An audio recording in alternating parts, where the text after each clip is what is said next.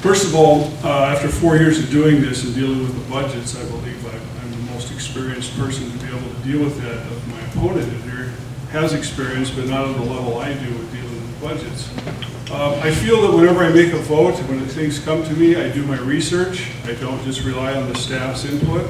I listen to it, I go dig up my own stuff.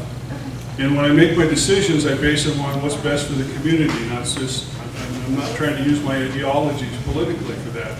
I really work on making this community a better place to live.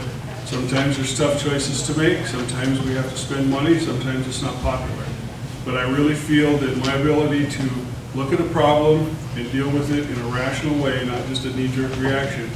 In working with Commissioner Moore, I believe I've achieved a number of those issues in the last 4 years. Well, she's been there 2 years, but predating her the last 4 years, I've made very proactive decisions for this community. I'm a really good listener. I listen to people when they speak. Their requests, their burdens, their sadness, their heartaches with what is going on in the city right now. They're very concerned, so I do have an ear to listen.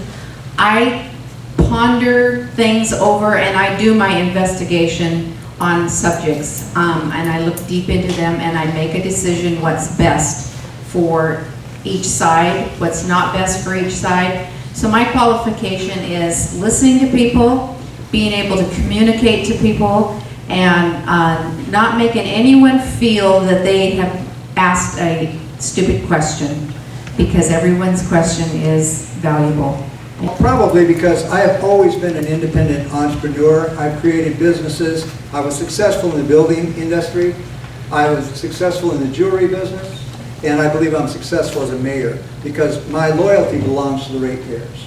And that my best quality is I refuse to just go along with the state or the staff on their recommendations for our community because they do not care or they don't have an interest on what the bottom line is. And so many times I voted no, but I've said I will approve a $4 million plan, but I can't approve a $9 million plan. So I think my best quality is the ability to hit the reset button and say at some time this infrastructure is needed. But right now we have a community that is hurting, their water, sewer, and garbage bills are hurting, and that I think my best quality is the ability to say no. When it's easy sometimes to just say yes and go along and and go along with the program. But I would like to say that I take the citizens' complaints seriously and that I am very concerned on this huge $60 million debt. And I suppose to all of those of you who have lived here all your life, it's obvious that I'm the new kid on the block. I was introduced to Shelton about 5 years ago.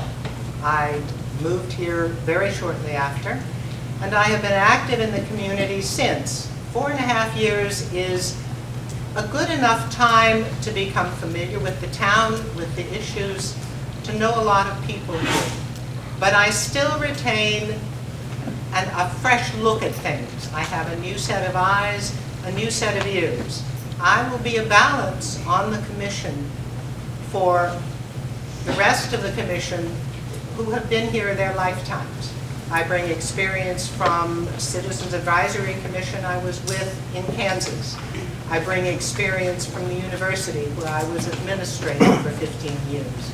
I bring the kinds of skills and experience to help me lead a city of the size of Shelton, listen to the people who live here, and ask really good questions about why we're doing things the way we're doing them.